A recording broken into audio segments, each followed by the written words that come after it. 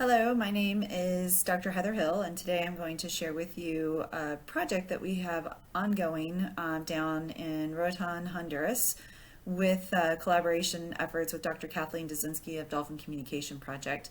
My collaborator at St. Mary's University, Dr. Melissa Carlin from Environmental Science, and one of our research assistants, Farwa Alam from the North-South University of Bangladesh, is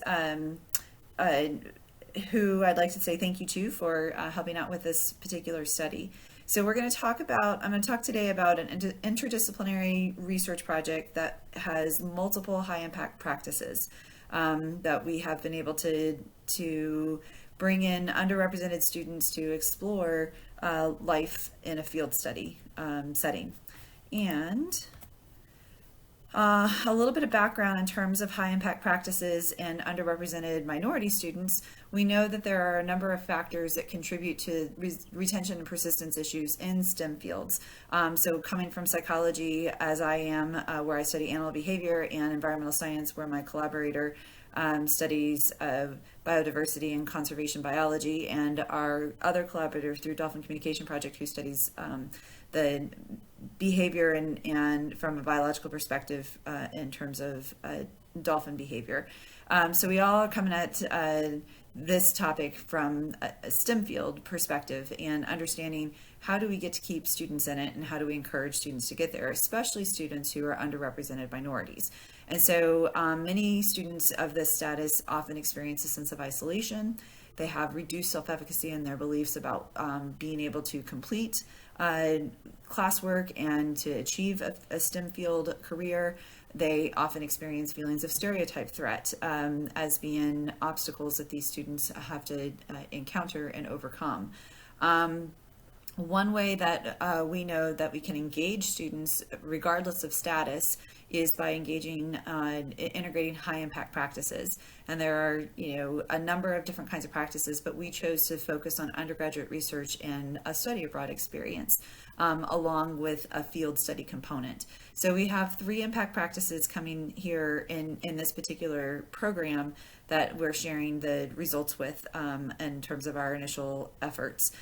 So we know that undergraduate research will increase student engagement, participation, and inquiry, and it helps students to be prepared to address changes in their knowledge by giving them experience with critical thinking. So super important skills that are walked away with from undergraduate research regardless of the topic. And then of course there will be technically specific skills that are associated with the research project that the students would also have access to. Study abroad experiences, we know, are also associated with improvements in maturation, self-awareness, and independence. And that field study component is a lot like the study abroad experience, with that hands-on practical experiences within a research-based setting. Now, some of the major obstacles we encounter at our institution, which is a Hispanic serving institution that's primarily undergraduate oriented, are a huge number of socioeconomic factors and conflicts with familial obligations and the students' educational goals. So we are working really hard to try to encourage students to take on an experience, like study abroad experience, which means taking on perhaps a little bit more debt, sacrificing family needs to take care of individual needs, being able to pursue the experiences that will make them better candidates for future careers and or graduate school. So we have a lot of conflicting experiences and obstacles that have to be overcome to help underrepresented students become engaged and to stay engaged. So we had a goal for our field study, which was to be able to build STEM skills and scientific literacy by increasing interest and confidence in research abilities and encouraging underrepresented students to pursue STEM careers by pulling together these 2 high impact practices. So conducting field research as part of an immersive study abroad experience at an international field site. So this is a short-term experience. It's not a traditional study abroad semester-long experience. It's a 1-week experience that is set up through a semester-long course. Objectives-wise, we had attempted to find goals that were centered around STEM skill development, scientific literacy, and marine mammal conservation. So we have a number of measures that allow us to take a look at these different components. We were also interested in facilitating growth of students and their interest in science and STEM careers. And we clearly wanted to promote personal growth, both in analytical thinking and interpersonal skills, along with having direct experience with applying the scientific method. So we expected after a week-long international immersive field study that students would become more confident in their problem-solving, data gathering, data analysis, and critical thinking skills, and in their overall personal self-efficacy. So our goal is to give them a survey beforehand and then give them a survey afterwards. So at this immersive field research experience and on these images, you're seeing the different activities that the students were able to engage in the different cohorts that we went. So they are attending an 8-day field course down in Roatan, Honduras. They are able to speak Spanish. If they wish to speak Spanish down there, they can also speak English. They're experiencing formal lectures and informal discussions on a variety of topics associated with field research with dolphins and environmental science, and specifically in terms of conservation biology and biodiversity. So we talk about coral reefs, we talk about sea turtles, conservation efforts for the island itself, understanding how to identify the fish in the area that we are snorkeling and kayaking around. Dolphin behavior is a major focus of what we're looking at, communication and physiology. They have opportunities to snorkel both during the day and at night, so they can see the different types of wildlife at the different times of day in the different areas. They are kayaking around, swimming with dolphins, and learning about the culture and natural history of Roatan and her people. So we're doing this as a full study abroad experience that allows us to be able to assess a variety of activities and see what the students believe they walked away with. So here is an overview of Anthony Keys Resort, which is where we do the bulk of our dolphin study, but we also do a lot of our snorkeling over here on this side of the lagoon area, and then we do a lot of snorkeling on this side of the lagoon area as well. So this is a huge lagoon where a population of 19 to 22 bottlenose dolphins live through the day. They do encounters throughout the day, and they have a unique program here where you can swim with the dolphins and move all around this area depending on the day and the activity you're engaging in. They also do other kinds of programs back here in these other areas that you're welcome to be a part of as well. And here is a quick video clip that gives you a sense of what it's about.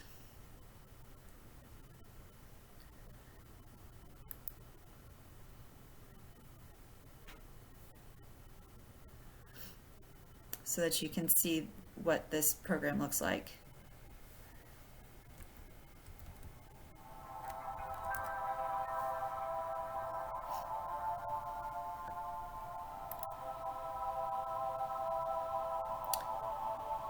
So here, backside in the coral reef area here is some of the area that the students are snorkeling in. Over here in this seagrass area, they also do a lot of snorkeling off this area. You can see this is a channel that boats go through.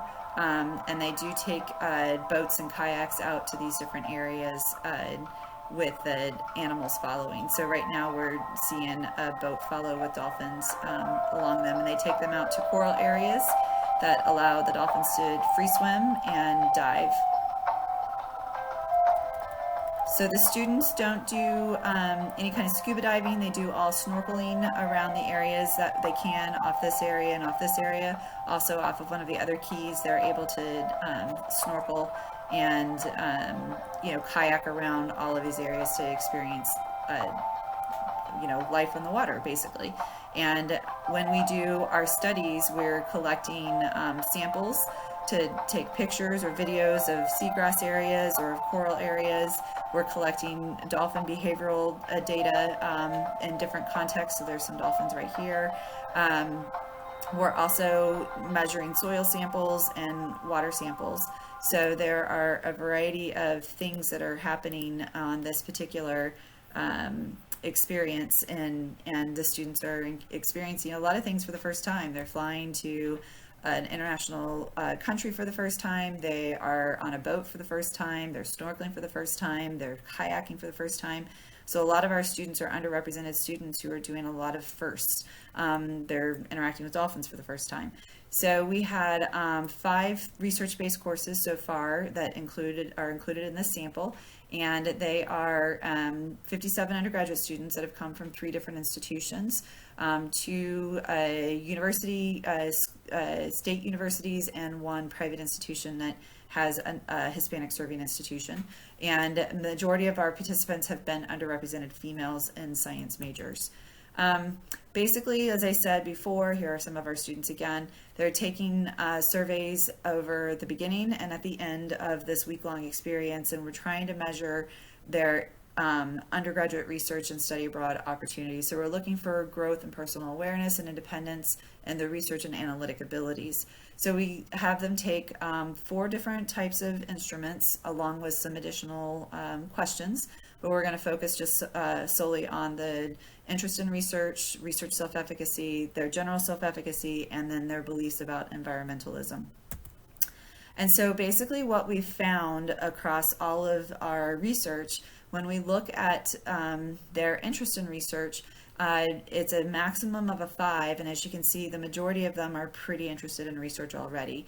And there isn't any difference in their significant difference overall across the schools. There wasn't any significant interaction with the schools, but their interest in research generally stays pretty close to the same. And in many cases, it actually gets a little bit higher, even though it's not statistically significant. We did find a number of students that did become different, more interested in research, and there were a few of them that became a little less interested in research as they experienced it for the first time hands-on. In terms of their beliefs and their ability, they definitely showed a significant improvement in their beliefs and their ability to conduct the research. So the hands-on experience is definitely making a difference in their beliefs and their confidence in being able to do that research. We also know that their overall self-esteem increased significantly following their experience with the 1-week field study. So all of them are experiencing a higher level of self-esteem overall, just from the experience itself. And then when we think about their environmental attitudes, they're definitely becoming much more consciously aware of being a pro-environmental conservation attitude and less socially dominant and thinking the world is for them to take. So although we will admit that our students are already pretty well interested in the environment and taking care of it, it still did show a significant improvement in their beliefs about the environment itself. So ultimately, when we ask our students, what do they think about this from a qualitative perspective, and, was this a transformative experience? The answer is yes, as one might expect.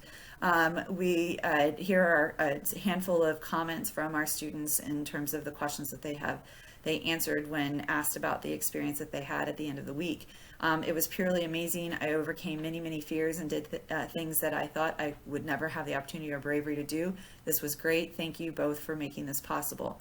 I feel quite accomplished. I gathered sufficient data, made connections with the group, got a refresher about limitations and live data gathering. I would describe this field study as transformative because I learned a lot of new things that I don't think I would have without this trip. It was one of the most beautiful places I've ever seen. And finally, this field study was absolutely transformative. I was able to gain critical research experience while also making a lot of new friends and priceless memories.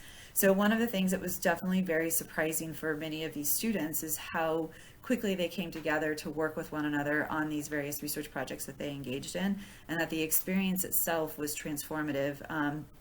And their knowledge associated with conducting research, and their knowledge about the environment, and their beliefs and their abilities themselves, and their interest in research generally maintained. So in conclusion, many of them see themselves as conducting research and continuing on in STEM-oriented careers due to this experience. They believe that the peers and faculty were particularly helpful in understanding why they experienced what they experienced, and ultimately short-term immersion programs should be evaluated as a viable option for underrepresented students who face many obstacles to achieve careers in science. And how we can promote them and encourage them and help them pay for it is something that we are still trying to figure out. But I'd like to say thank you to Dolphin Communication Project, Anthony's Key Resort, the Institute for Marine Sciences in Roatan, and many thanks to all of our peers. Thanks.